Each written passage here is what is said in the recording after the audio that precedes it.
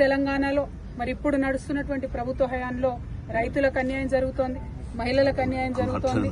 ఎవరన్నా గొంతెత్తి రైతుల పక్షాన, మహిళల పక్షాన, బహుజనుల పక్షాన మాట్లాడితే వెంటనే వారి మీద కేసులు పెట్టి ఇబ్బంది పెడుతున్నటువంటి పరిస్థితిని కూడా మనం గమనిస్తా ఉన్నాం. ఇవాళ మా వర్కింగ్ ప్రెసిడెంట్ గారు గౌరవనీయులు అన్న కేటీఆర్ అన్న గారి మీద కూడా మరి రకరకాల కేసులు పెట్టి ఏసీబీ పేరుతోని ఇంకో దాని పేరుతోని వారు ఎట్లా కక్షపూరితమైన వ్యవహారం ఈ ప్రభుత్వం చేస్తుందో తెలంగాణ ప్రజలందరూ కూడా గమనిస్తా ఉన్నారు. మరి మీ ద్వారా, మీడియా మిత్రులందరి ద్వారా ఈ ఇంద్రవెల్లి స్తూపం దగ్గర నుంచి తెలంగాణ బిడ్డలందరూ కూడా తెలియజేస్తా ఉన్నాం, ఎట్లాంటి కేసులు పెట్టినా బీఆర్ఎస్ వాళ్ళం ఎవరం కూడా భయపడేది లేదు. ఖచ్చితంగా ప్రజల పక్షాన, ప్రజలకు రావాల్సిన హక్కుల కోసం మా వాణిని వినిపిస్తూనే ఉంటాం, మా పోరాటం కొనసాగిస్తూనే ఉంటాం. నిన్నటికి నిన్న ఈ ప్రభుత్వం మొదలు 15,000 ఇస్తాం కదా ఎకరానికి రైతు భరోసా అని చెప్పి దాన్ని తగ్గించి 12,000 ఇస్తామని చెప్తే ఇవాళ బీఆర్ఎస్ పార్టీ పిలిపించింది.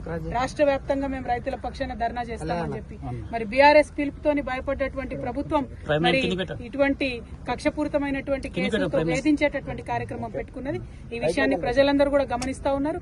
ప్రజా కోర్టులో ఈ కాంగ్రెస్ ప్రభుత్వానికి శిక్ష తప్పదని కూడా ఇంద్రవెల్లి స్తూపం దగ్గర నుంచి మేము చాలా సగర్వంగా తెలియజేస్తా ఉన్నాం. Thank you. జై తెలంగాణ. జై తెలంగాణ.